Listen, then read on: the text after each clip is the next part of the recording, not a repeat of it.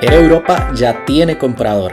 Comentamos las implicaciones de esta operación para la conectividad, el hub de Barajas, las alianzas y la competencia.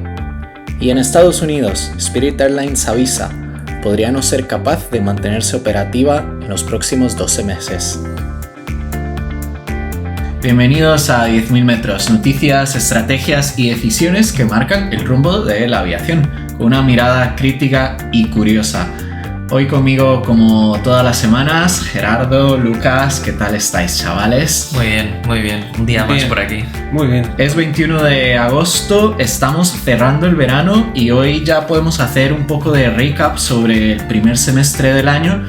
Y una de las noticias más interesantes, para llegar a ellas tenemos que cruzar el charco, nos vamos a Estados Unidos y vamos a hablar de Spirit Airlines, porque allí el modelo low cost, ya hemos hablado en este podcast, que está enfrentándose a serios desafíos y Spirit es, yo creo, la número uno. Hablamos de la alianza de JetBlue con United, pero JetBlue, tras numerosos intentos de ser comprada y demás, sigue sin encontrar su camino, su lugar en ese mercado. Así que, Lucas, cuéntanos qué está pasando con más detalle. Pues sí, en el caso de Spirit, que como sabéis, en marzo de este año salió del Chapter 11, que es una estrategia que se toma en Estados Unidos pero un poco para poder vender tus activos y refinanciar toda la deuda. Esta aerolínea pues consiguió eliminar 795 millones de dólares de deuda y a la vez conseguir 625 millones de liquidez. Entonces, digamos que se presentaba después de este Chapter 11 como una compañía renovada y viable. Pues bueno, el panorama parece desolador completamente, porque 5 meses después, en su informe financiero del 11 de agosto, Spirit lanzó una advertencia bastante clara, donde textualmente dice que existe una duda sustancial sobre nuestra capacidad de continuar operando durante los próximos 12 meses. Entonces, simplemente por dar pequeñas cifras, las pérdidas son millonarias. En el Q1 de 2025 tiene unas pérdidas de 143 millones de dólares. En el Q2, 246 millones de dólares, lo que hace un total de pérdidas acumuladas en torno a 390 millones de dólares. Eso al final ha tenido repercusiones tanto en la acción propia de la aerolínea, donde el mismo día del anuncio las acciones de Spirit cayeron un 42% en Wall Street. Madre mía, es un montón, ¿eh? Sí, cerrando cerca de $2 por acción. Y lo que es aún más grave es que su calificación crediticia, donde Fitch rebajó su calificación a CCC-, que es prácticamente considerándolo un bono basura extremo. Eso mete mucho miedo a los inversores. O sea, Sí. no creo que nadie se vaya a querer meter en ese lío con Spirit. Porque... Sí, totalmente. O sea, es una situación súper crítica, donde la aerolínea pues pone varias causas a este desplome. Pues entre ellas la demanda débil que ha experimentado el mercado doméstico americano en la primera mitad. Pues bueno, que eso afecta sobre todo también a los pasajeros de bajo coste, porque al final los que pueden tener un poder adquisitivo más alto, quizás aquí en este sector de este target de personas no ha ocurrido tanto. También problemas con la flota, donde tiene una flota dominada por los A320neo con los motores de Pratt & Whitney. Eso le ha pasado factura también, ¿no? Sí, muchísimo. Tuvo una buena parte de la flota en tierra por los problemas de esos motores. Exacto. Entonces, de promedio, de 36 a 39 aviones de Spirit han estado fuera de servicio desde mediados de 2025. Me recuerda a Norwegian con el caso de los Boeing 7378, que tuvo bastantes parados. Sí. Y le pasó factura. Exacto. Spirit, además, un poco después del Chapter 11, sacó como un nuevo producto, con una especie de Premium Eco, que se llamaba como Go Comfy, que era una especie de intentar diversificar sus ingresos a través de un producto nuevo en la cabina, pero además han visto que los resultados iniciales son insuficientes también para este producto. Entonces, básicamente intentar asemejarse más a los mainline carriers, o sea, a United, a Delta, que tienen ya también pues su oferta de Basic Economy, Premium Economy y luego Business. Sí, Spirit desde hace muchos años tenía lo que ellos llaman el Big Comfy Seat, que es eso, un asiento más ancho, un asiento XL. Bueno, estos sí son, o sea, los 320 son 3.3 y entonces esta primera fila de Big Comfy Seat eran 2.2. Entonces sí que eran grandes, o sea, son asientos grandes. La diferencia es que eso, ahora también con estas tarifas, pues tenía la opción de, por ejemplo, incluso añadir un light meal, el equipaje, una comida ligera, perdón, que estoy pensando en cacahuetes y agua. Cual, sí, era de ese rollo. De nuevo, para parecerse un poco a las opciones que tienen otras compañías como o JetBlue incluso, o Frontier, por ejemplo, que sí que tenía opciones de este tipo. Pero yo creo que llegan muy tarde. El tema es que llegan tarde. Llega tarde y aparte, pero es raro, ¿no? Las aerolíneas ahora están la mayoría están en máximos de beneficios. Pero es que yo creo que también esto tiene que ver mucho con la reconfiguración del mercado, lo que la gente busca. Y hablamos hace unas semanas de que cada vez, por eso, las cabinas premium están ganando auge. Queremos viajar más cómodos. Eso de viajar enlatados en Estados Unidos, el rollito. Creo que por eso... bueno, y esto de que hay muchos vídeos, eso de Spirit y demás, de tripulantes chillando, de agentes de tierra, despachadores chillando. Sí, los hay. O sea, de hecho es que esta misma semana vi uno en Ryanair, un tripulante de Ryanair diciéndole a la gente: tenemos 5 minutos para embarcar el avión y si no esto va a causar un delay gigante, y luego tenemos 4 minutos, tenemos 3 minutos. Esto es un vídeo totalmente real. Nos metieron con calzador, ¿no? O sea, que era literalmente: por favor, encuentren su asiento y no bloqueen el pasillo lo más rápido posible. Este viaje, esto desde luego que es un poco... Estará cambiando el comportamiento. Spirit es el equivalente de Ryanair en Europa. Sí. Y entonces... Southwest también. Bueno, Southwest recuerda que más bien Southwest siempre fue esa búsqueda de ser amigable con el pasajero y demás. Exacto. Que las cosas están cambiando y es verdad que... Pero eso, yo creo que Spirit también eso le ha afectado esa reconfiguración del mercado. Una aerolínea sin alma, ¿no? Parece ser. O sea, como que no aporta mucho. Y al final está llegando tarde, como dice David, a una cena que ya yo creo que ya un poco tarde. Y lo que comentabas tú de Frontier es muy interesante porque la reacción en el mercado ha sido toda la contraria para aerolíneas de modelo de negocio similar como Frontier o Southwest. En el caso de Frontier, en el mercado la bolsa, o sea, en sus acciones subió un 22% cuando la noticia de resultados de Spirit, y Southwest creció casi un 6% en bolsa también con estas noticias. Entonces, bueno, las medidas desesperadas que ha tomado la aerolínea después de esto es, entre ellas, despedir a 270 pilotos. ¡Qué locura! Y degradación de otros 140 capitanes. También venta de activos, desde aeronaves hasta slots estratégicos que tenían en aeropuertos, especialmente uno de los más importantes que tenía, que era el de Fort Lauderdale en Florida. Es que claro, si no me equivoco, ese es como su hub, es un estilo hub. Es uno de los principales que tiene, sí. Es para Spirit. Y así se muere una aerolínea, amigos. Sí. Reestructuración de rutas, cancelación de operaciones en mercados poco rentables, que eso sí lo veo como quizás no tan desesperado, pero más lógico. Sí.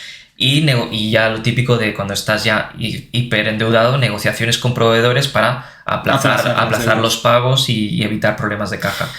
Entonces, bueno, o sea, tiene riesgos futuros que puede afectar muchísimo, ya no solo a todos los empleados, sino al mercado general de Estados Unidos, porque si colapsa, se prevé un impacto directo en el mercado de tarifas de bajo coste. Duda. Porque habrá menos competencia, habrá una aerolínea muy importante que cae, que ya no existe en el tablero americano, lo que esto puede presuponer una posible subida de precios en vuelos domésticos de corto radio en Estados Unidos. Pero bueno, también la posible posición de dominancia que pueda tener Frontier al absorber parte de estas rutas, O pues bueno, quizás yo lo único, o si esto sigue así, lo que veo es que una de estas aerolíneas similares acabe absorbiendo pues todo el negocio y que directamente compre Spirit, como puede ser JetBlue, Alaska. A ver, es que recordé, o sea, habría que recordar que el año pasado Frontier intentó comprar Spirit. ¿Qué pasó? Es verdad. Se metió. No, ¿qué va? Se metió JetBlue y dijo. Hicieron una oferta mucho más alta. Los números ahora no los voy a mencionar porque no me quiero equivocar. Y claro, entonces los accionistas de Spirit dijeron: no, nos vamos con JetBlue. Pero ya todo el mundo. A ver, esto. Lo que se habla es de que fue un sabotaje absoluto de parte de JetBlue para buscar que destruir a Spirit o que el precio de las acciones bajasen y comprarlo por nada. Porque entonces, claro, los accionistas rechazaron la compra por parte de Frontier. Lo que pasa es que la oferta de JetBlue era tan amplia que ya sabían ellos que las autoridades antimonopolio en Estados Unidos eso lo iban a tumbar sí o sí. Pero claro, entonces ya Spirit se quedaba sin opciones. Sí. Y obviamente cuanto más débil es una empresa, pues se compra al final por nada. Sí. Y parece, y de lo que se está hablando ahora, es que la jugada les ha salido, a JetBlue le ha salido muy muy bien. Claro, ellos salieron reforzados de este lío. Y Spirit sigue estando por los suelos. Yo no creo que sobreviva mucho, ¿eh? Dependiendo de cómo salga del Q3, los resultados del Q3, que es época donde te marca todo. Si no ganas dinero en Q3, estás muerto. Ahora hay como noticias de que quizás el mercado doméstico americano esté repuntando un poquito, quizás el efecto estacionalidad del verano. Entonces, si estas noticias se confirman y el verano puede que le dé aire. Claro, si se prolonga estas buenas noticias al otoño, quizás le pueda dar un poquito de aire, pero la verdad es que está en una situación muy muy crítica. Claro. y no sé. A ver, sí que es verdad que da la sensación, a mí personalmente, y sin ser demasiado experto ni mucho menos, creo que a día de hoy hay demasiadas low cost en Estados Unidos, pensando en Alaska, Southwest, Frontier y Spirit. Y hay otra más, Allegiant. Sí. Y recordemos que hace unos años, post 9/11 y demás, hubo una gran consolidación entre aerolíneas. Delta compró Northwest, United. Fue el merger, la fusión con Continental, y precisamente y American con US Airways. Y bueno, creo eso disminuyó la cantidad de players significativamente. Creo que es muy probable que en los próximos años veamos o tengamos que ver desaparecer, pues eso, por lo menos a una o dos más aerolíneas. Esto hace pensar que son ciclos, ¿no? Ya el ciclo de las low cost está cambiando por un estilo más premium, una mezcla. Totalmente, llegamos... Porque la gente quiere algo mejor y ya tiene un poder adquisitivo superior, porque antes era más enfocado a volumen. Y valoramos, volumen, y ahora se valoran otras cosas, sí. Como ir un poco más, incluso que te den unos cacahuetes. Aunque es interesante porque es algo que está sucediendo en Estados Unidos, pero los resultados... Bueno, es verdad que a veces el mercado americano guía al resto, pero en Europa y Asia pues, seguimos viendo fuertes a las low cost. O sea, el modelo low cost también es verdad que... Los sueldos aquí no aumentan como en Estados Unidos. O sea, la gente gana mucho más aquí y las distancias son más cortas. Entonces, la gente no... Un vuelo low cost de Los Ángeles a Nueva York, 5 o 6 horas en un Spirit, en una lata, versus no sé, que no se puede comparar con un JetBlue. Sí, al final por mercado más o menos es similar. O sea, si piensas en Estados Unidos, 340 millones de habitantes, Europa central, o sea, tiene más o menos ese mismo número de habitantes en total. No sé, hay muchos factores involucrados. Veremos, este es un tema... Sí, yo no creo que el problema de Spirit esté en las rutas. No, el problema es la gestión de la aerolínea.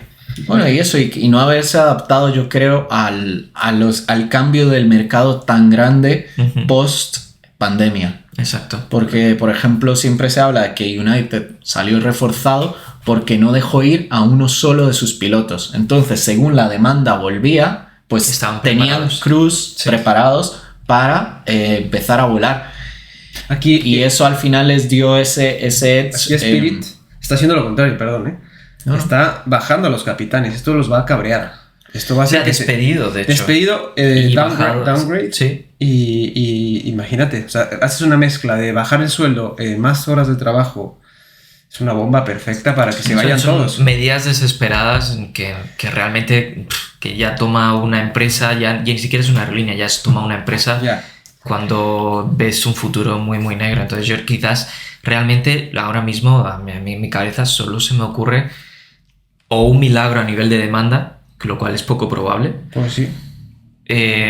O la opción real es que pues, una aerolínea competidora absorba ese negocio, que no sé si lo veo tampoco, pero por ahí tiran las cosas. Y también, ya que mencionaste el 11 de septiembre, una de las cosas que pasó también a través del 11S, y cambiando un poquito ya de tema, es que las aerolíneas estadounidenses reforzaron sus cockpits, pues bueno, con las puertas blindadas, resistentes a impactos, para evitar un poco lo que pasó con estos sucesos. Sí.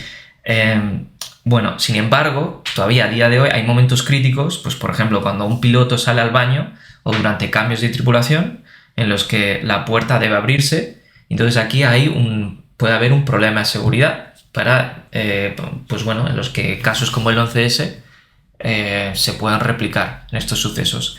Para esto, ¿qué pasó? Pues en 2018 pues se llegó a un acuerdo a través de la FAA con el Reauthorization Act, en el que ordenaba a la FAA elaborar una normativa obligatoria de crear barreras secundarias para todos los nuevos aviones comerciales fabricados por aerolíneas de Estados Unidos.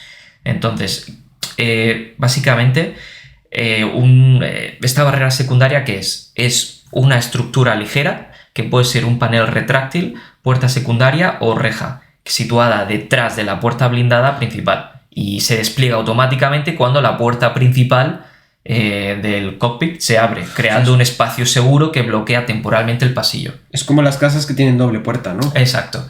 Tú cierras una y la abres la otra, y no se abre la otra hasta que, como en los bancos. Bueno, es justo en los bancos, en los centros de datos, este tipo de sitios bien, más críticos. Exacto. Eso, tienen esa doble barrera. Yo lo veo muy bien, la verdad. El problema viene principalmente de las asociaciones de pilotos que dicen que ante un accidente, no puede salir tan rápido. No, eso, al final podría comprometerse la vida de los pilotos. Es verdad. Y sobre todo que tienes que adaptar los aviones, el peso, las certificaciones para aprender una... A las aerolíneas les va a costar muchísimo dinero si esto finalmente se llega a probar. Desde luego que cuando lo piensas es un momento de muchísima vulnerabilidad. Sí. Que se abra la puerta. Y especialmente, por ejemplo, un vuelo de largo, que ocurre muchísimas veces durante el vuelo, pues eso, más oportunidades para algún actor. Sí que es verdad que a lo mejor en un wide body hay una distancia mayor entre lo que es propiamente la cabina de pasajeros, porque está el galley. Y ese galley, hay un pasillo estrecho que al final lleva al cockpit. Entonces, tampoco es que sea tan asequible, y de hecho ni siquiera se puede ver cuando la puerta se abre. No. Pero sí que es verdad que en un 7.3, o sea, en todo lo que es narrow bodies y demás, sí que está mucho más expuesta el cockpit y exacto. Por darle los actos de intrusión. Sí, por darle cronología un poco a esta normativa, fue en el 2023 ya la FAA publica la regla definitiva, estableciendo que todos los aviones nuevos entregados a partir del 25 de agosto del 25 debían contar con esta barrera secundaria. Claro, en julio del 25, ¿qué ha pasado? Que la FAA ha anunciado un aplazamiento de un año, fijando la nueva fecha de cumplimiento pues en agosto del 26. Lo importante de esta normativa es que no aplica retroactivamente, es decir, solo aplica exacto, no es retroactivo. Eso es interesante. No obliga a instalar barreras secundarias en aviones ya en servicio, o sea, solo los nuevos que entren en servicio. Entonces llevará años ver esto, si es que finalmente se llega Eso tampoco tiene mucho sentido. Es que no sé si os suena. A mí es que personalmente no me suena después del 9/11 de algún intento de intrusión. Bueno, Germanwings cerró la puerta, pero eso no tiene nada que ver. Sí, por eso, pero quiero decir que en este caso tendría que ser un pasajero o incluso un tripulante que haya intentado forzar a entrar. No me suena lo que más hay es que intenten abrir la puerta de emergencia a los pasajeros. Sí, por eso. Entonces, no sé, tampoco... Yo lo pondría ahí más bien. Sin ser experto y sin conocer demasiado el contexto de esta decisión, tampoco suena que algo como que pueda cambiar radicalmente la seguridad. Pues por darle el motivo principal de por qué se retrasa, varios motivos. El primero, los diseños, que todavía no hay un diseño claro, hay varios diseños, están todavía todos sin certificar. Hasta la fecha, ningún solo fabricante, ni Boeing ni Airbus, ha obtenido la certificación de un diseño de barrera secundaria con todos los modelos de avión. También, obviamente, el tema es como el entrenamiento, el manual de procedimientos, la cadena de suministro, todo esto también hace que retrase esto. Esto va a ser más de un año. Claro, que se va a dilatar mucho más. Y creo que lo has comentado tú también brevemente, pero hay posturas enfrentadas. Por un lado, y que está a favor del retraso, son la Asociación de Aerolíneas de Estados Unidos, pues como que representa, una asociación que representa pues a la más grande, American, United, Delta, Southwest, etc. Solicitaron 2 años de extensión y alegan que no existe aún una solución técnica universal y que instalar un diseño provisional podría generar problemas de certificación futuros, que es más o menos lo que has contado tú. Pero en contra está la Asociación de Pilotos de Líneas Aéreas de Estados Unidos, que es el sindicato más grande de pilotos. Esa es la barrera más grande que tiene. Claro.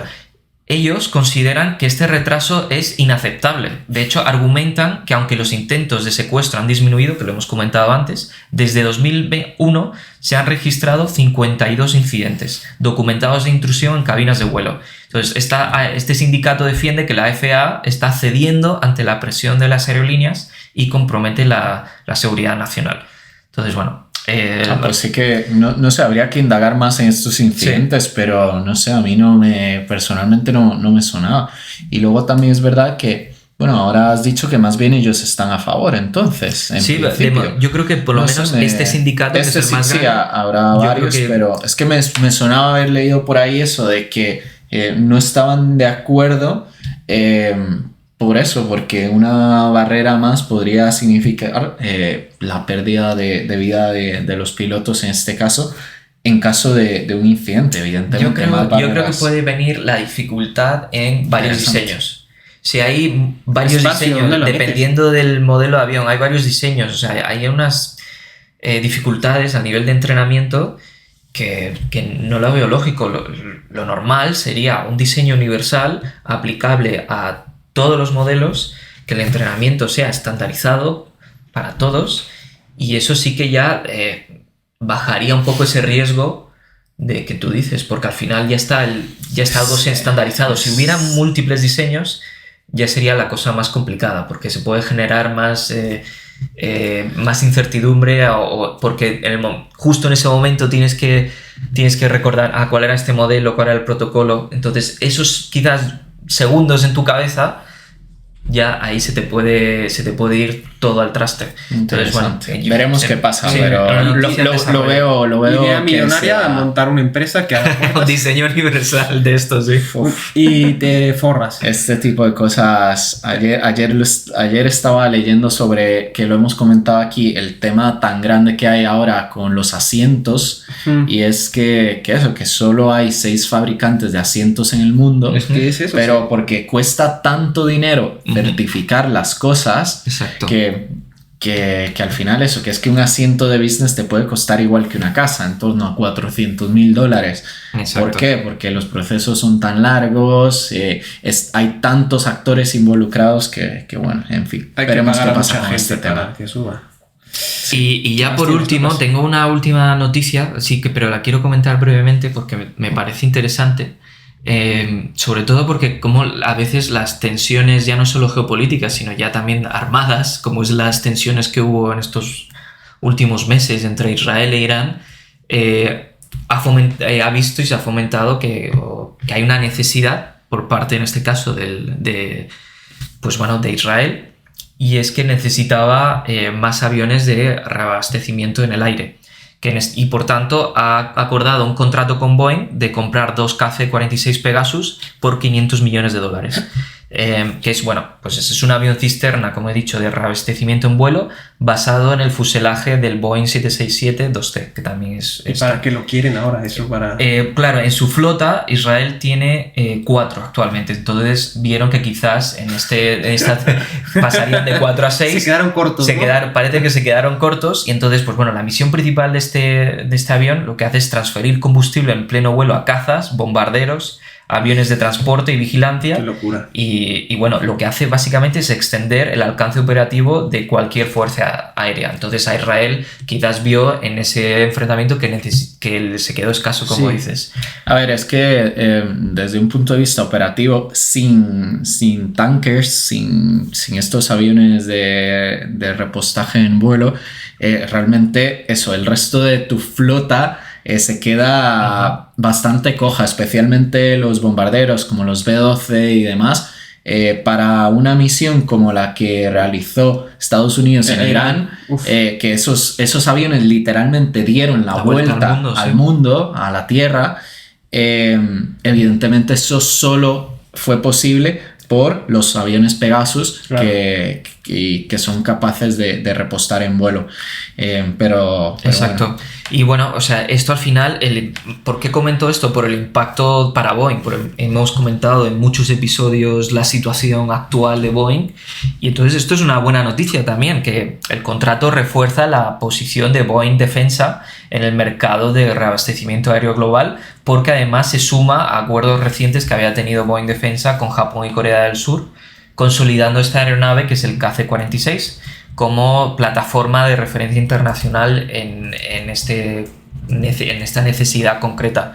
Entonces, bueno, la otra noticia positiva para Boeing que parece que remonta. Pintan bastante bien las cosas para Boeing. El proceso de certificación del 777-9 avanza y se espera que haya entregas en 2026. De hecho, bueno, ahora que eso se cierra el semestre, sabemos que han entregado, me parece que 323 aviones. Wow. Lo cual no está mal. Airbus entregó 370 y pico, si no me equivoco. Sí.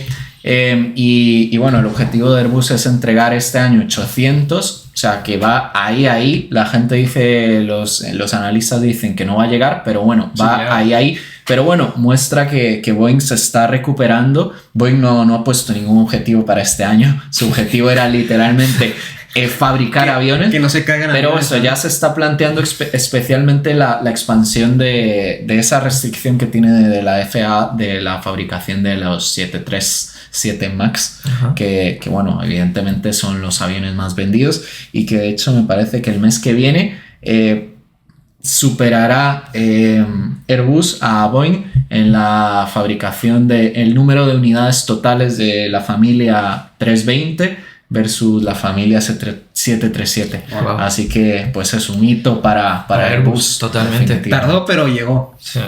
Sí. Bueno, hubo muchas piedras en el camino para Boeing que no ayudaron a que estos números siguieran progresando, porque Airbus prácticamente ha ido lento pero seguro, ¿sabes? Como han cambiado muy poco el producto. Es complicado, o sea, si piensas, no sé, a lo mejor Airbus también, si se hubiese decantado por otro modelo que no fuese el 380, pues ya habría también superado con creces a Boeing. Eso igual, o sea, se podría hablar de que el 380 fue una gran piedra en el camino para Airbus. Es una piedra muy grande, ¿eh? Sí que al final es una industria complicada, pero bueno, desde luego que este hito que bueno, se realizará este mes, claro, sí. Entonces es uno importante. Pues ¿a dónde volamos ahora? Nos vamos a Asia Pacífico. Vamos a hablar primero de Perfecto. Virgin Australia, que va a volver a volar internacionalmente. Virgin Australia, en Australia hay una competencia muy, muy complicada. ¿Cuántas? Casi ha tenido prácticas casi monopolísticas. Exacto. Claro, pero es que Jetstar es de cuántas. Exacto, al final. Grupo, sí. Entonces pequeño. Siempre se ha hablado de que eso, cuántas a través de una competencia de precios destruye a otras aerolíneas que quieran competir en ese mercado. Pero bueno, Virgin se ha mantenido allí ya durante muchos años y ahora vuelve a volar internacionalmente, lo hará a Doha, pero lo interesante es que no se la va a jugar porque claro, no tiene white bodies ahora. Entonces lo que va a hacer es utilizar un wet lease con Qatar. Por recordar, un wet lease es cuando no solo se alquila el avión, sino también el mantenimiento, la tripulación y los seguros. O sea, es como alquilar un coche con todo. Con todo. Bueno, incluso eso con el conductor sería. Sí, pero es curioso porque... La tripulación, todo. Porque Virgin tiene otras filiales como Virgin América, Virgin... Sí, que son grandes. Y tienen aviones que... Bueno, Virgin nació en... Bueno, sí, en UK. Pero tienen la filial en Estados Unidos que tienen aviones de largo recorrido, si no me falla, ¿no? Tienen 330s. En Estados Unidos... No estoy muy seguro, pero tienen a Virgin América. Virgin América... Yo creo que ya no, ¿eh? Ya no. Es que no me suena. Yo creo que cerró la operativa en Estados Unidos y solo está el Virgin Atlantic, que es la de UK, y la Virgin Australia. Tenía una Virgin de Estados Unidos, que existió Virgin América, de hecho fue bastante famosa en LAX. Exacto. Tenían ahí un terminal bastante guay y tal. Sí, a mí desapareció en el 2018, madre mía. Ah, mira, pues... Adquirida por Alaska Airlines, lo tuve que buscar. Mira, estoy empolvado, ¿no? Pues... bueno, entonces nada, es interesante porque... es un 777-300 lo que el wet lease en este caso, y bueno, van a probar este modelo por unos años, ver qué tal va, y pues si las cosas empiezan a ir bien se plantearían transformar el wet a un dry lease. Claro. Eso significa solo el avión y encargarse de todo. Y bueno, esto es parte de un plan más grande de Virgin para seguir creciendo. Tiene entregas pendientes de 12 737 MAX 8 y 4 Embraers. Esto después de que, bueno, eso viene de un proceso de reestructuración, como casi todas las aerolíneas, que sufrieron los efectos de la pandemia. Y bueno, habrá que ver pues cómo van estas rutas operadas por Qatar, y eso les llevará a tomar la decisión sobre si compran white bodies. Esto es una manera de probar. Es una muy buena idea, o sea, no arriesgarse, porque al final lo que significa para las finanzas tener sea un avión en propiedad, pues es significativo. Y bueno, aquí básicamente están quitándose ese riesgo tan importante. Bueno, aquí es la aerolínea de Richard Branson, ¿no? Es la misma. Sí. Veremos qué pasa. Ha ido recortando mucho en general ese señor, su aerolínea. También UK. Pero yo creo que Australia es un mercado Virgin Atlantic es muy fuerte por su alianza con Delta, y junto con Delta, pues eso, dominan el mercado transatlántico entre Nueva York y Londres. United mete mucha presión, pero vamos, y tienen un producto muy bueno las dos. O sea, Delta vista como la aerolínea premium de Estados Unidos, y Virgin también siempre ha tenido ese puntito de premium, poniendo bares, tienen el bar en el 777, que no muchas aerolíneas lo tienen. Y la sala VIP también de Virgin Atlantic, y que es una pasada. Sí. Así que bueno, veremos cómo va Virgin allí. Estamos en verano. Sabemos que las temperaturas, el clima nunca ha dejado de cambiar, pero ahora tenemos evidencias de que las turbulencias por esos cambios van a ser cada vez más importantes. Esto es algo que pone nerviosa a mucha gente, entendible, y que las tripulaciones, los despachadores siempre están haciendo lo posible para evitarlas. Pero bueno, es complicado. Pues resulta que desde el 2018, vamos a volar ahora a Japón, ANA All Nippon Airways, está desarrollando junto con la Universidad de Keio, una universidad de allí, un sistema de inteligencia artificial para anticipar mejor las turbulencias. Se llama BlueWX, el sistema que han desarrollado, y analiza datos meteorológicos, imágenes satelitales y patrones atmosféricos en tiempo real, que esto es lo interesante, y consigue una precisión del 86%. Increíble. O sea, eso es brutal. Es brutal. Y bueno, eso evidentemente, pero esa predicción en tiempo real permite a los pilotos ajustar en tiempo real pues rutas, altitudes, para ofrecer vuelos más seguros y cómodos. Y relacionado con cómo presentábamos esta noticia, y es que OACI reportó que de 95 accidentes en vuelos comerciales el año pasado, o sea, en 2024, 32, o sea, más o menos un tercio, fueron por turbulencias. Y más allá de eso, el 70% de las lesiones en todos los accidentes fueron causadas por turbulencias. Claro, es por no llevar el cinturón puesto cuando te lo dicen. Que hemos visto eso, como pasajeros han salido disparados hacia el techo y han sufrido lesiones muy serias. Yo no sé ustedes, aunque vuele a México 12 horas, siempre lo llevo puesto. Es buena práctica. Sí, es buena práctica, pero sobre todo cuando hay turbulencias que puede ocurrir que te venga imprevisto. Esas son las peores. Pero la gran mayoría son previstas, incluso las graves son previstas. Pero es que no te has dado cuenta que casualmente es cuando están sirviendo la comida. Justo ahí los vídeos son de esos. Y vuela todo y... Todo lleno de... Yo creo que el viento se lo espera, dice, espera, están sirviendo comida. Venga, ahora. Pero, y además, o sea, me encanta esta noticia y que sea la aerolínea ANA la que lo esté desarrollando, porque creo que has dado la clave en una palabra, que es anticipar, y tiene todo el sentido que sea esa aerolínea la que empiece, porque encaja mucho con un poco la cultura japonesa de anticiparse a las necesidades del consumidor o de las personas. Toyota. Exacto, o sea, siempre Japón piensa más allá y piensa siempre en todo, en anticipar todo y en cualquier riesgo. Y entonces tiene todo el sentido y me encanta que sea una noticia muy buena.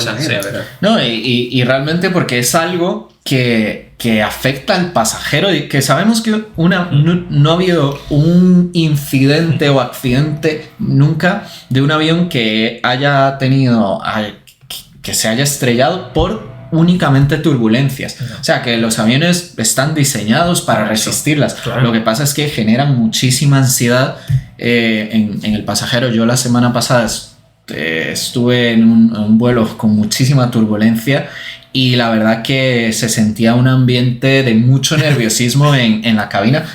Mucha gente rezando. Yo estaba encantado, pero estaba entretenido, pero sí que es verdad que a la gente se la notaba inquieta y... No digas a dónde has volado para que... No. Y lo único que he echado de menos ha sido algún aviso de parte de la tripulación, porque creo que lo merecía, o sea, pero bueno.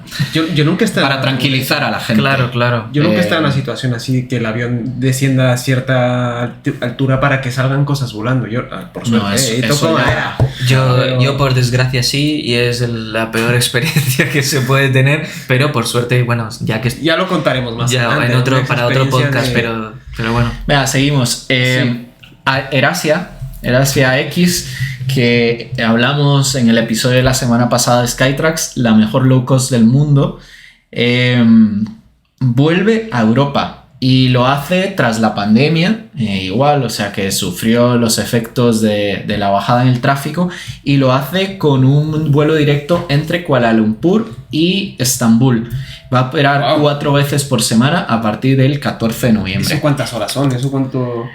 Eso está lejos. Recordemos eso, que es que el aeropuerto de Turquía está creciendo muchísimo. Lo hablamos de que batió récord de pasajeros, la mayor cantidad de pasajeros en un día en el mundo, superando a Heathrow, que tenía ese récord.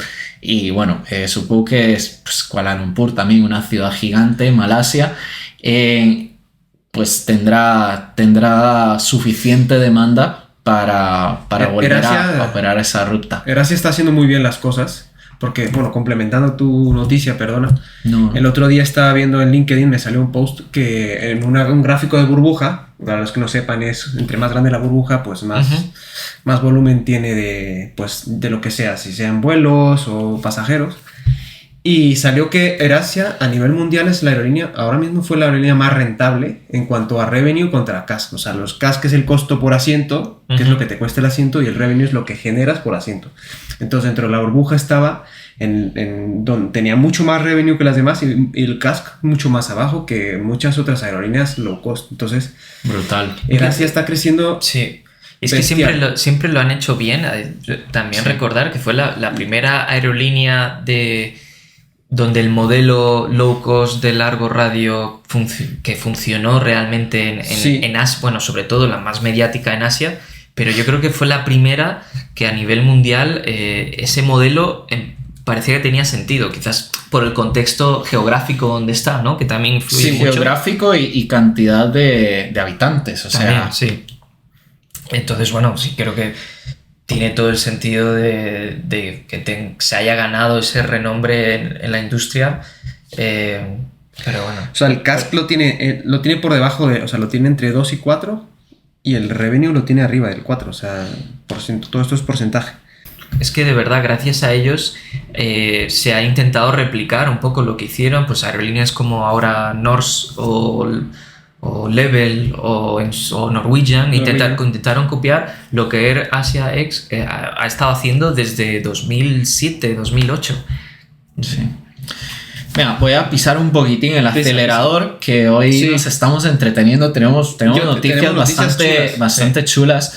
Pero bueno, por eso, por mencionar a Scoot rápidamente, que es la low cost de Singapore Airlines, pues también amplía su red por allí y va a empezar a volar a Okinawa y también abre frecuencias a Tailandia. O sea, buenas noticias para Scoot, que es, de nuevo, recordemos, es la versión low cost de Singapore Airlines, que no se habla tanto de ella, pero Scoot es una aerolínea también muy fuerte allí. Es muy fuerte en las islas de eso, es fuerte, de Asia. Sí. Y que eso ya lleva muchos años también demostrando que su modelo es bueno.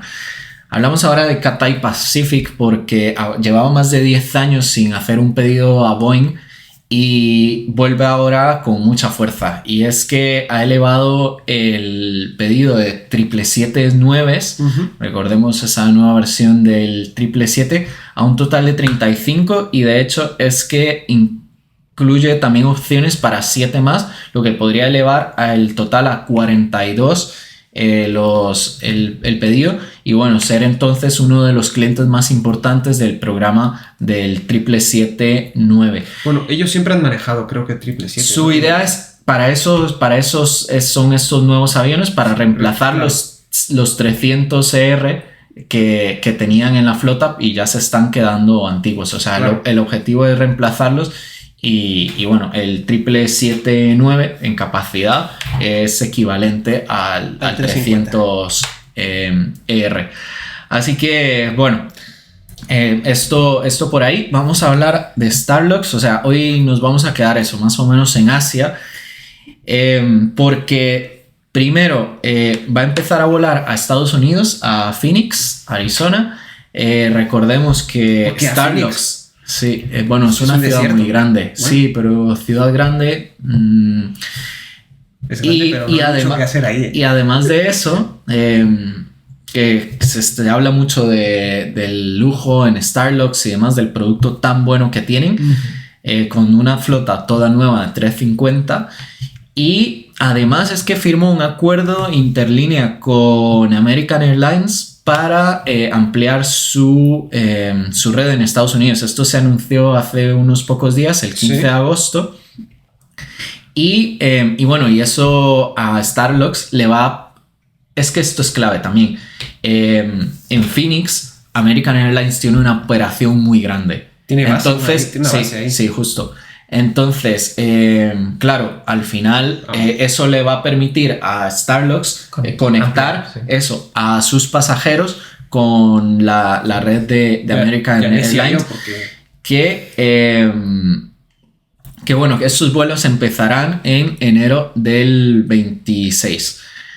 Y desde luego también American Airlines le va a servir porque le va a permitir conectar a sus pasajeros a Taipei, que American Airlines realmente en Asia no tiene apenas nada. Ahora mismo no sé exactamente, pero sé que no es fuerte en Asia. Así que bueno, esto le abre también las puertas a ese mercado. Los vínculos entre Estados Unidos y Taiwán son fuertes. Sobre todo los microchips. Pero por tema geopolítico también, por esas disputas de Taiwán, China y etcétera. Entonces, que el apoyo que le da Estados Unidos a Taiwán. Y eso repercute también en que hay muchos ciudadanos de Taiwán que emigraron a Estados Unidos en su momento por esas buenas relaciones. Claro. Ahora hablemos de Rusia. Esta noticia me parece súper interesante y habla de cómo eso al final el escenario político afecta a la aviación, y en este caso es que Rusia, debido a las sanciones, no pueden acceder directamente a aviones sea de Boeing, Airbus. Eso lleva así bastante tiempo, desde que empezó la guerra. Sí. Y entonces, claro, y sabemos que Rusia, sus fabricantes son bastante de broma y no son capaces de atender la demanda, y al final es un país grande que tiene una demanda de aviación bastante importante.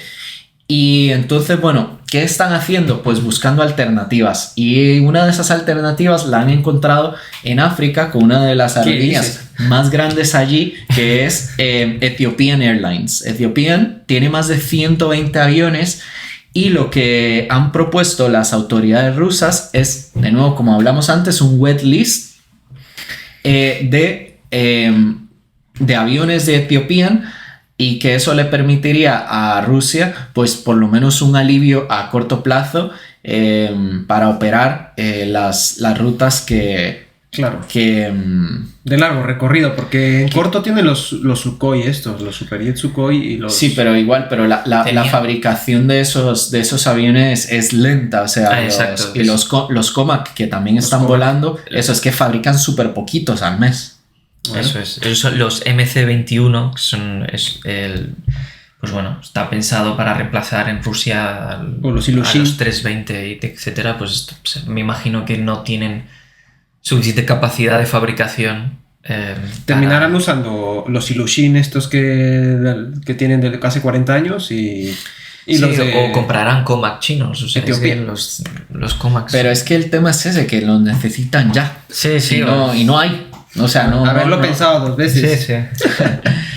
Sí, veremos qué pasa, pero bueno, por el momento estos aviones de Ethiopian, al final veremos si este acuerdo se concreta, que no está cerrado aún. Nos volamos ahora un poquitín más... al lado izquierdo del mapa. Al oeste. No, depende cómo lo veas. Sí.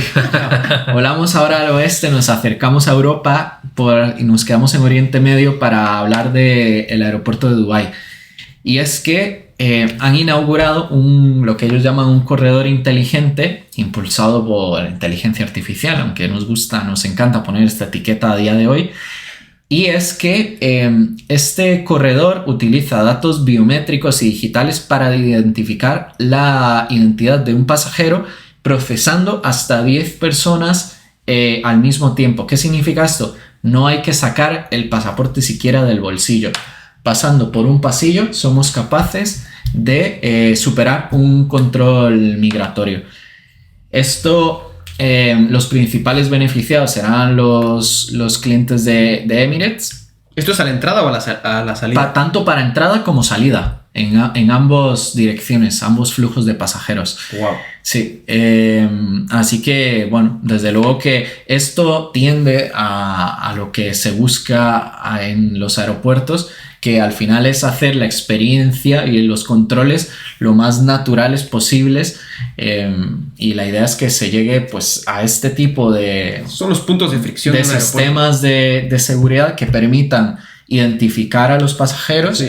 y pues eso, a quitar elementos de estrés de la experiencia. Así que yo sepa, son los primeros con un sistema así en el mundo, porque es verdad que, por ejemplo, aquí en Barajas tenemos la identificación biométrica para las tarjetas de embarque y demás, Pero bueno, son sistemas que se quedan ahí todavía... Eso tiene que ir a la par con el equipaje, porque si te revisan rápido, pero tu equipaje no va al mismo tiempo... Totalmente de acuerdo. Es la misma. ¿La misma? Es la misma porque, bueno, la misma, es un poquito similar. Mejor, pero tienes toda la razón. O sea, creo que también tiene que haber muchos avances en el tema de equipajes, que nos centramos siempre que de hecho los empieza a ver, por ejemplo, el tema de los líquidos, que de aquí a nada... Sí, pero ahora sí que está cogiendo velocidad ese tema y AENA está invirtiendo en España, por ejemplo, muchísimo dinero.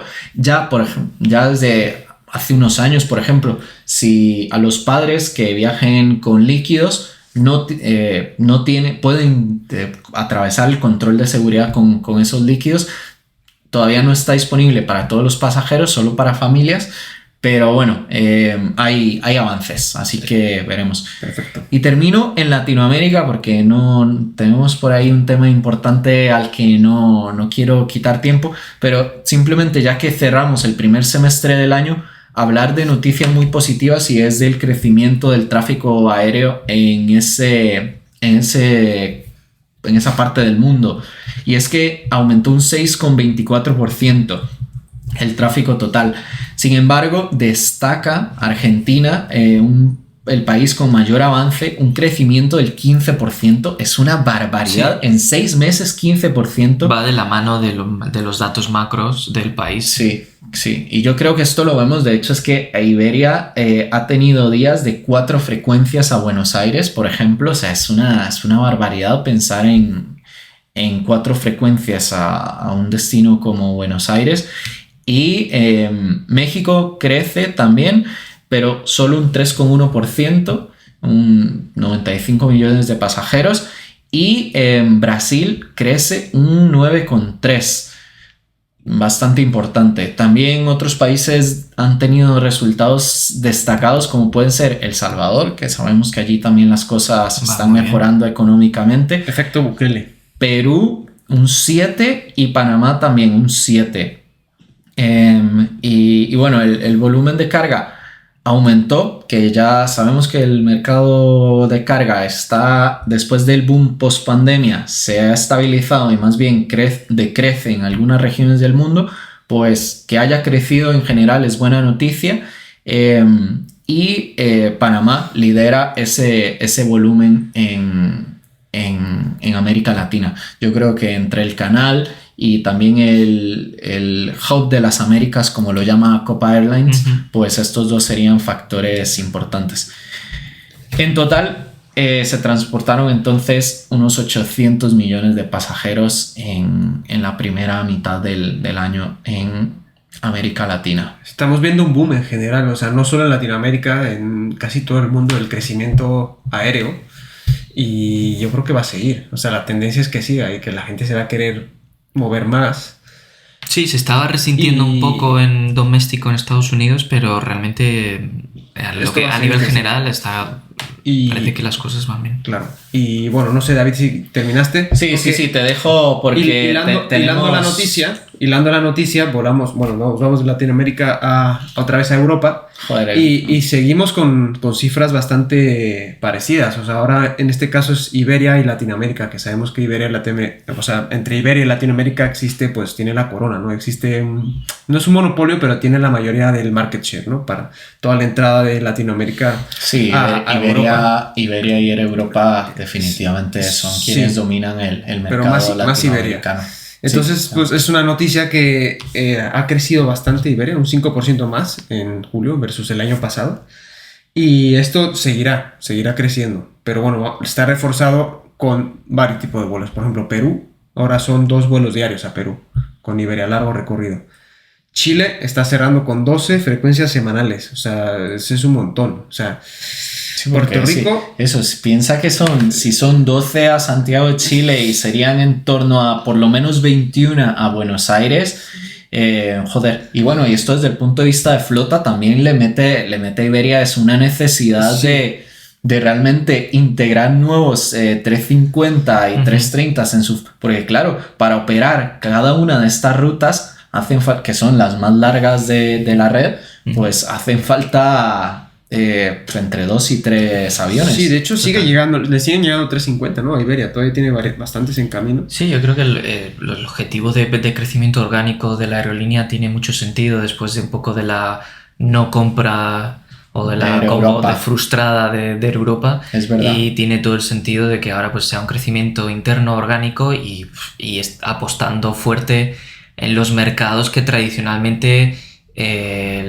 domina y que les puede ir mejor, ¿no? Como es lógicamente por tema geográfico, histórico, cultural, como todo el mercado de Latinoamérica, España, pero ya no solo a Iberia, también al resto de aerolíneas, como este caso creo que habéis comentado, Europa, también seguramente será un mercado muy importante para ellos. Sí, ese 5%, perdón, se me olvidó decirlo, que versus el año pasado lo está comparando con vuelos semanales. Son 350 vuelos semanales en este año, que es un 5% más que el año pasado, que es una bestialidad. O sea, es prácticamente...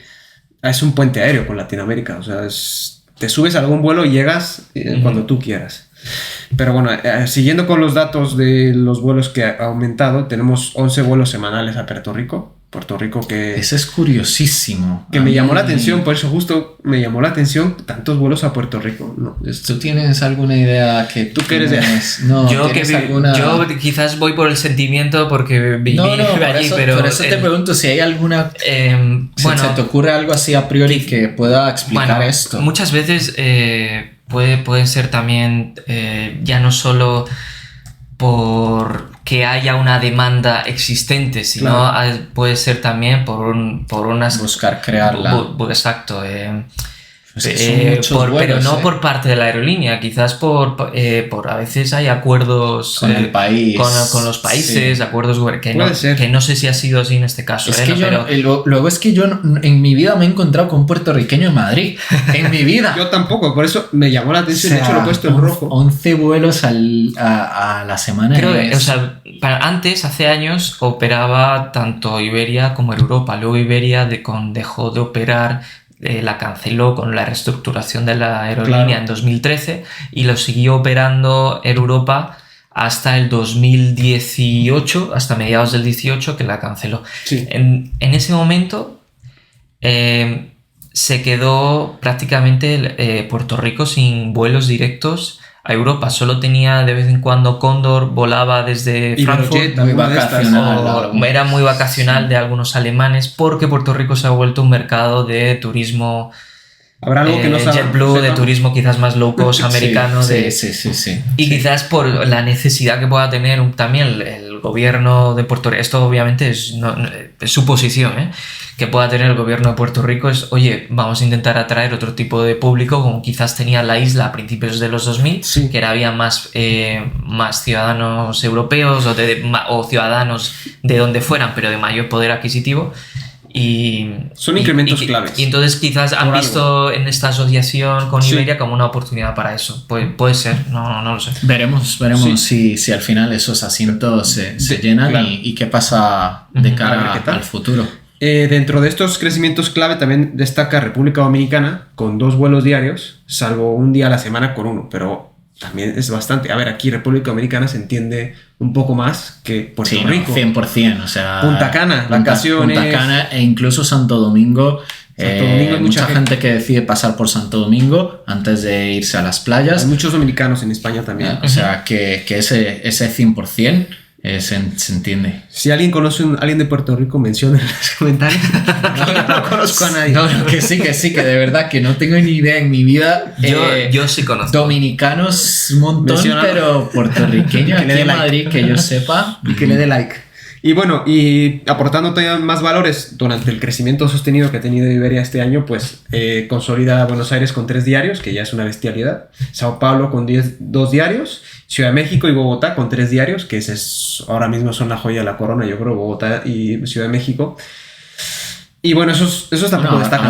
Ahora lo será casi más Buenos Aires, ¿no? Se habrá movido un poquitín, yo creo. Yo creo que es más rentable Buenos Aires. Sí, eso, más rentable. Son más kilómetros y pues es un poco más caro el billete. Justo por eso. Y hay menos competencia. Porque hay menos competencia al final. Sí, porque Aerolíneas Argentinas pues no... Claro, no puede ejercer la presión de Aeroméxico. Exactamente. No tiene ese músculo. Y bueno, y amplía cobertura en regiones como Montevideo, Quito, El Salvador con uno diario. Y Costa Rica con uno diario. Mira, Costa Rica. Río de Janeiro y Caracas, 5 semanales. Caracas está mejorando la situación por allá. Ciudad de Panamá, La Habana y Guayaquil. Bueno, esto ya volaba, pero bueno, ahora son 3 semanales. Y va a inaugurar el 13 de diciembre Recife, Brasil, con 3 semanales. ¿Por qué? Por el 321 XLR. ¿Y por qué? Porque el 18 de junio empezó Azul a volar Madrid-Recife. ¿Ah, sí? Es nueva No prácticamente. jodas. De hecho, no sé si lo han visto. El otro día en Flightradar vi Azul. Sí. Pues se mete a Recife en 3 semanales con el 321 XLR. Y Azul también volará con un 330. Vuela con un 330. Sí. Entonces, pues todo eso es un poco como ha ido Iberia porque creciendo. es verdad que Azul y Gol tienen vuelos largos con narrow bodies. Sí. Y nada, para complementar un poco la historia y la noticia, cerramos con algo que se llama Stopover Hola Madrid, que yo no lo conocía. ¿Le suena? Sí, lleva desde hace varios años. Y ha batido récords. Sí, escala de... Ahora mismo en llegadas de T4 eso, hay un cartel gigante, hay una publi gigante de Stopover Madrid y mencionan eso, la cantidad de pasajeros que han optado por el ¿Tú sabes qué es, Lucas? Es un producto en el cual te permiten ver la ciudad de Madrid. Es un poco como el modelo como puede tener Turkish en lo tienen en ahora, Estambul. yo diría casi todas las aerolíneas. Sí, los grandes hubs. Poder parar en... Y poder, o sea, ya que si tienes una escala muy larga o quizás tengas un, pues no sé, un vuelo del día siguiente. Si tienes una escala muy larga, te regalan la noche de hotel en Dubái. Esto es hasta 9, yo creo eso es Emirates. Esto es hasta 9 noches, sin costo adicional. O sea, te dejan... No, lo hacen, ¿sabes qué? Por ejemplo, eso, hablando de LATAM, Copa tiene resultados buenísimos para que la gente se quede en Ciudad de Panamá, por ejemplo, en su conexión. Claro, es que tiene, aunque sea un producto buenísimo, el de Iberia, el sentido estratégico que puede tener en hubs como el de Ciudad de Panamá o el de Estambul, en el que son más hubs de conexión, aunque mucha gente vaya a Estambul también a verlo, pero lo veo más como hubs de vuelos Europa-Asia en el caso de conectar en Estambul, o en el caso de Ciudad de Panamá, vuelos que tú vas pues no sé, vuelas de Miami, Ciudad de Panamá, Santiago de Chile. A priori, en Ciudad de Panamá no hay muchas cosas que ver, aparte lo siento a los ciudadanos de Panamá. Pero no, es la realidad. Bueno, es el mini Miami. Y me refiero a Ciudad de Panamá, o sea, Bocas del Toro es un sitio precioso, pero en Ciudad de Panamá, aparte del canal, no hay mucho más. Entonces, realmente... Mucho calor. Entonces, realmente... Y antes el aire acondicionado en el aeropuerto era una basura y era terrible hacer escala allí. Yo he ido y también me acuerdo de eso. Madre mía, en el terminal antiguo, no sé cómo se llamaba. Estos productos te ofrecen pues la posibilidad de, bueno, ya que estás ahí, tienes una conexión larguísima pues, y la aerolínea te ofrece prácticamente gratis ver la ciudad, pues ¿por qué no? Sí. Bueno, en fin, oye, para no seguir alargándonos un poco más, voy a entrar, tenemos tema de AENA, en concreto datos récord de el Barajas, Madrid-Barajas sigue rompiendo récords este julio con 6,17 millones de pasajeros, que es un aumento de un 0,6 más versus el año pasado, consolida el liderazgo en tráfico aéreo, pero vamos a ver dónde aumentó, o sea, porque no es así, simplemente el aumento viene de rutas internacionales con un 2,8 más y el tráfico nacional cayó, un 5,6. Sí. Es curioso, pero... No, pero ya esto se venía viendo, de hecho lo mencionamos creo en el podcast de hace 2 semanas, que se resentía el tráfico nacional. Sí. Creo que sí, tiene todo el sentido cuando puedes ver en las webs, en los distintos buscadores que vuelos a las islas de España te puede salir al mismo precio que irte a Punta Cana o a un precio muy similar, no digo el mismo, pero pues evidentemente mucha gente preferirá irse de aquí. No, pero es verdad que los precios nacionales han subido significativamente pero precisamente por la presión que genera el turismo extranjero, que también, es capaz de pagar mucho más dinero por las estancias y demás. Claro. Y eso hace que se encarezcan los productos para el viajero nacional. Sí. Y pues al final se decante pues seguramente europeos por irse a otro destino, porque claro, si yo me voy a coger un vuelo a Menorca o a Málaga o pues eso, a ni Canarias ni que hablar, que eso que me va a costar muchísimo dinero y ya no es el vuelo, ya no es el coste del vuelo, es también la estancia en esos sitios, que al final es lo que acaba perjudicando a las aerolíneas. Yo creo que este verano lo que he visto, se han pasado 3 polos los precios de los hoteles, lo que decías tú, las aerolíneas, y que me salía lo mismo irme a Menorca, como dices tú, que irme a México. Es un ejemplo, no tiene, pero es muy parecido, entonces la gente obviamente prefiere volar. La gente que tiene ese poder prefiere irse. Claro. Por 500 más me voy a aquí Bali. Por eso ya este es más un efecto del mercado que de precios que hayan puesto las aerolíneas. Es simplemente que a la gente le sale mucho más caro quedarse en España y no por el precio del billete especialmente, sino por el y eso, que es exacto. Que hablas con la gente y el chiringuito, o sea, el bar por quien nos vea del otro lado del charco, así tal, el bar de toda la vida de los pueblos y demás, es que ahora te vende Coca-Colas a 5 euros también, entonces ya no hay cañas a 2 euros. Todas 4. No, que eso es una realidad de sitios como Málaga, Marbella, o sea. Y claro, entonces pues al final eso aleja al turista nacional, claro. Y pues supongo que la implicación es esto, que caiga en un 5% es muy significativo. Donde sí se puso la corona o la medallita fue en la parte de cargo, porque en julio movió un 8,9 más, lo que supone un 61% de toda la carga movida en España, o sea que por el aeropuerto entra una bestialidad de carga. Sí, de hecho lo comentamos en otro episodio, de hecho, con lo de Zaragoza también, o sea, la carga aérea en España está creciendo y hay que tenerla muy en cuenta porque hay también mucha inversión en la infraestructura de carga en España, en distintos aeropuertos, y Barajas también está ahí liderando. Ahora con el 350 nuevo que va a salir de carga, pues a ver qué tal si alguien se anima a meterse IAG Cargo, a tener una aerolínea de carga. IAG Cargo por ahora es solo una marca. Es una marca, pero no es un avión. No tiene aviones propios, pero bueno, no sé. Otra idea de negocio para IAG. Veremos. Y por último, la noticia que estábamos esperando todos. A ver, yo dejo el titular y a ver, no sé cómo vayamos de tiempo, pero esto presta para... presta para 10 minutos para comentar presta esto. Para un podcast nuevo. Porque sí, total. El culebrón de Europa de nuevo está en el margen. Tenemos comprador, habemos comprador, y en este caso, de hecho lo comentamos en el podcast pasado, que Turkish era un contendiente ahí. Sí, se empezó a hablar desde hace unos meses de Turkish, pero bajo las sombras, porque al final pues parecía más que Europa podía encajar más dentro de un grupo como IAG o Air France KLM o Lufthansa, pero es que IAG sabemos que lo tumbaron.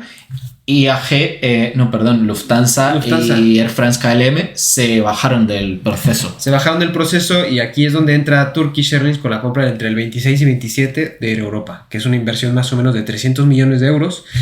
Y la gran mayoría va a ser ampliación de capital para reforzar la caja. Pero aquí va a estar va a ser cuándo va a pasar esto, porque la estimación va a ser entre 6 y 12 meses y va a estar sujeto a un montón de regulaciones, va a haber un montón de estudios por detrás.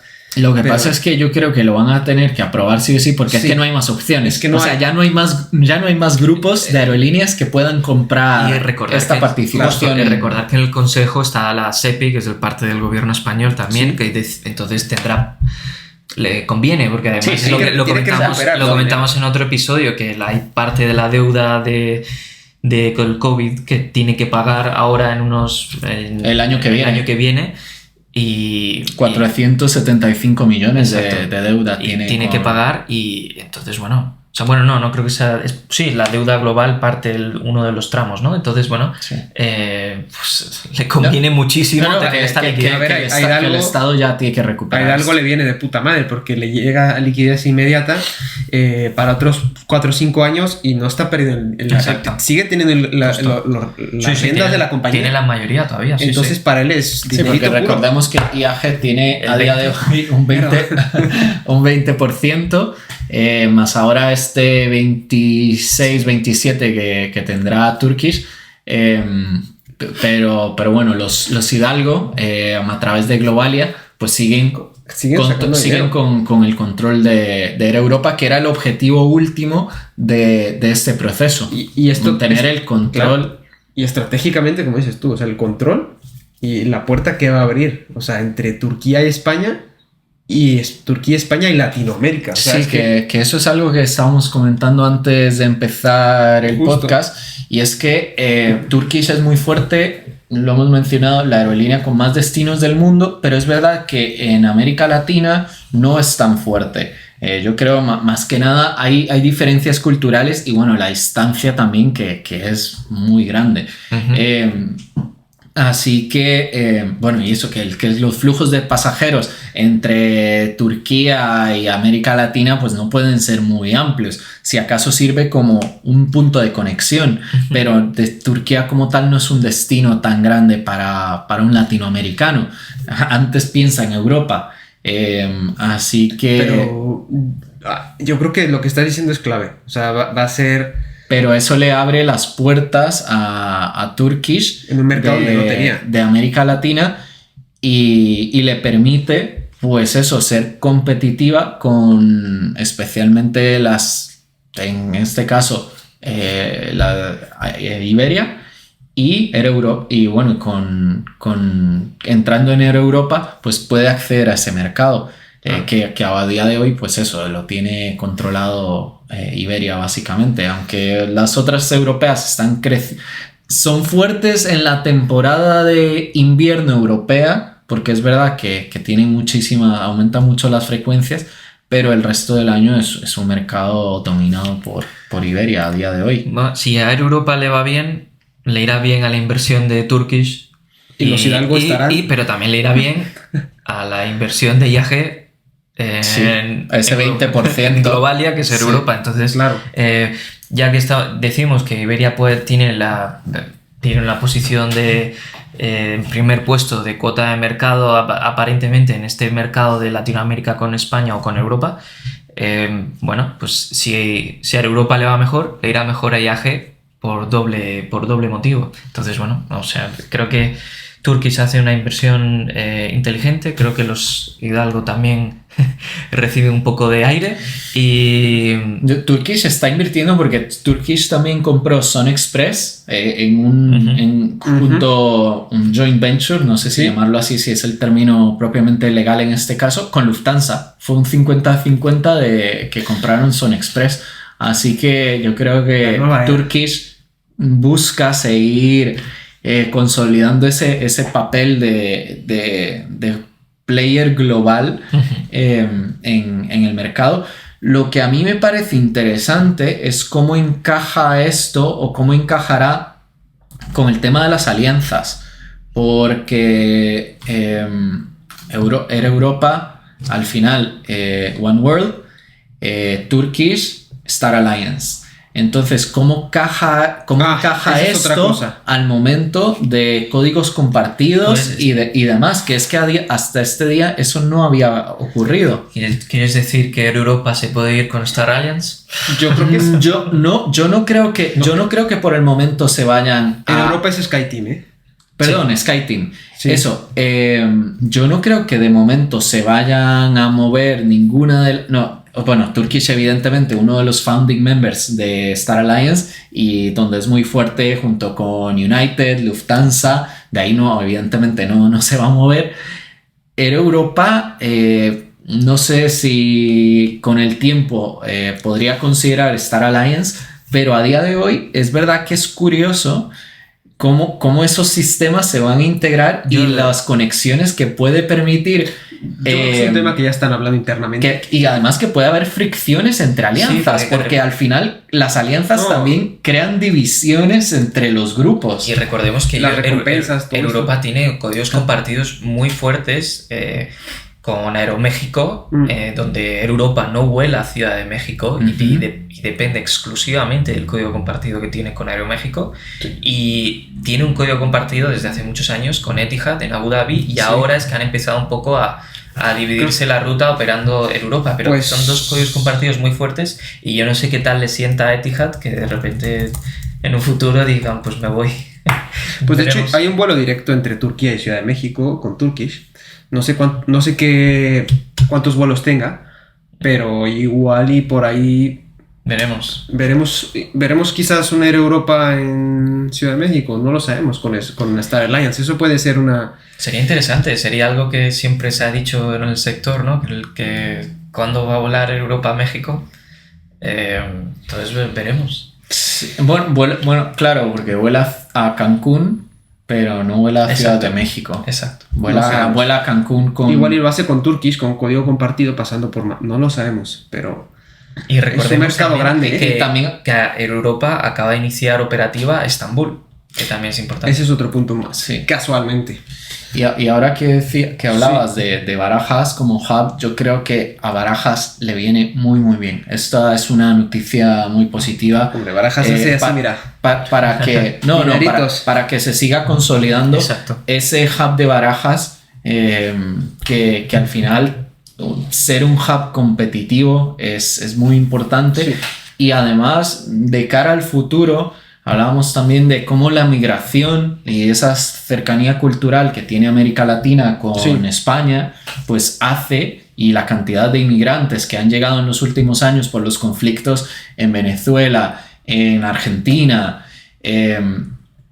a España, pues hace que las conexiones sean aún más importantes, y el tráfico aéreo, solo vaya la demanda de tráfico entre estos dos sitios, América Latina y España, solo vaya a seguir creciendo. Van a tener que ampliar Barajas. Lo que ya se ha estado dicho desde hace mucho tiempo. Bueno, están en ello. Una quinta pista. De momento, el plan director de aeropuerto tiene una capacidad máxima que todavía no se ha llegado. O sea, sí, por eso digo que todavía hay hueco. Y además, y los terminales pueden crecer hacia los extremos. La T4 satélite sí, pero la T1 y T2 yo ya lo veo muy bueno, pero recuerda que está ese plan gigante, el plan enorme para eso, para unificar T1, 2, 3 y con un concentrador de pasajeros en un nuevo nivel que se va a crear. Low cost. No, se va a crear una planta, creo que sería la segunda. La tercera, ¿no? La tercera, ¿no? Llegadas, salidas. Pero las llegadas la 0. VIP, ¿no? Sí, bueno, sí, una segunda planta. Que será un distribuidor. Entonces todos los módulos de check-in estarán allí y luego los pasajeros se irán distribuyendo entre... Sí. Eso yo creo que 2040 por ahí que estuvo, se paró con la pandemia, pero es un proyecto que sigue vivo y bueno, creo que para el aeropuerto es importantísimo. Sí. En fin, pues estas han sido las noticias de esta semana, tampoco para alargarnos más. No sé si tengan algún comentario más, pero bueno. No, ha estado guay. O sea, tenemos noticias de 2 semanas y noticias importantes y que yo creo que al final, pues más que nada eso, tendrán un efecto duradero en el tiempo. Sí.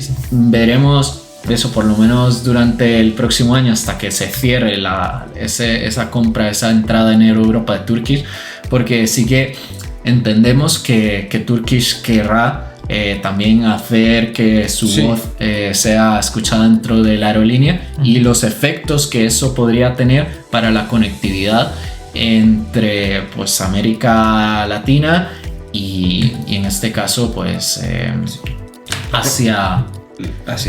Exacto. La próxima semana pues actualizaremos si hay una noticia nueva de esta culebrón. Y nada, decirles que se suscriban al canal, poner la campanita para el próximo video y si tienen un comentario, cualquier cosa, pues bien recibida, ¿no? Para cualquier ajuste y nada. Venga, gracias. Chicos, hasta la semana que viene. Hasta luego. Chao.